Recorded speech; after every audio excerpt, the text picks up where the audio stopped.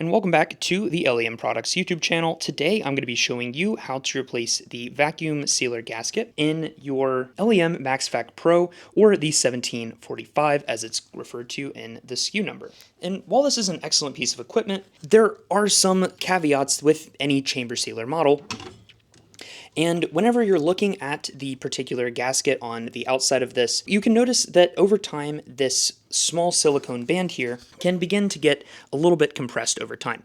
So if the lid has been left closed for too long or anything along those lines, it will not be able to properly seal, and it will not cycle between the seal function and the vacuum function. It'll just get stuck in the vacuum function, and obviously that's not going to do anybody any good. So purpose of today's video, we're just going to show you how to replace this and a couple of missteps to avoid as you're replacing the gasket. So we'll go ahead and remove the old one. Whenever we order in all of our 1745s, we always give you an extra vacuum seal gasket so that you have everything to maintain your equipment. These will automatically deform and kind of go back into their regular natural state after about 6 months. So if you were to cycle between the two of these, you should be fine for the most part. The gasket is not a uniform shape, so you have a thick part here on the bottom that sits right in the ring that goes around the outside of your chamber sealer. You will notice as you are going through and you hold the gasket up, it does kind of form the shape of the chamber sealer. So what you want to do is make sure that the bottom fat part of the chamber sealer gasket goes into the ridge around the outside of the chamber. You can basically just kind of lightly press the gasket into the outsides of 1745, and that will have it seated in there properly. Whenever you get it installed, just make sure that you don't have any kind of weird edges where everything isn't quite set in.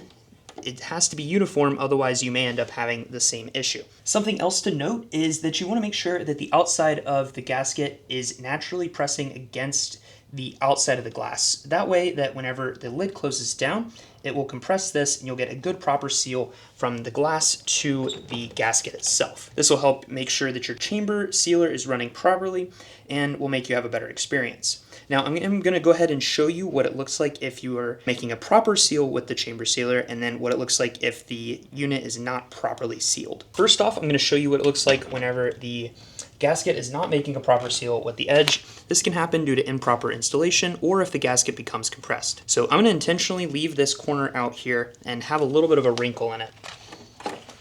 So you'll set the item that you'd like to seal in the center. We do have a piece of foam that we will ship out with the unit itself that does lower the amount of seal time, but I don't have that here with me today. So flip the unit on from the back, and then we're going to press seal, just using the default vacuum time of 20 seconds and a seal time of 4 seconds.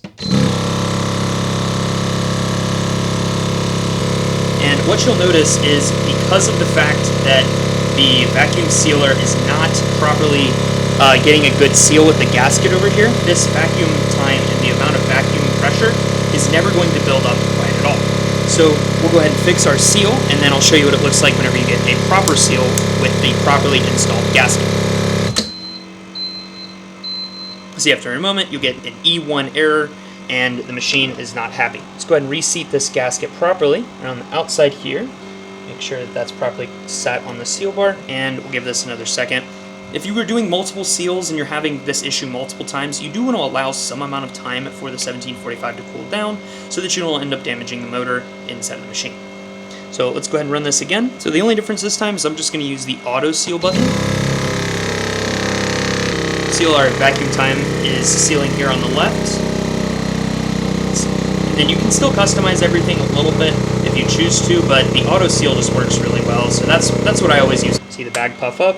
It releases the pressure back into the chamber. Once the seal is completed, and you'll see the bag crushes down and properly seals your bag. Once you're finished, you can just lift up, and then you have some properly sealed grains. Hopefully this helped you guys. If you want to see anything else in the future, comment down below what your questions are, and we'll do our best to answer any of those for you. Thank you for watching, and subscribe if you enjoyed.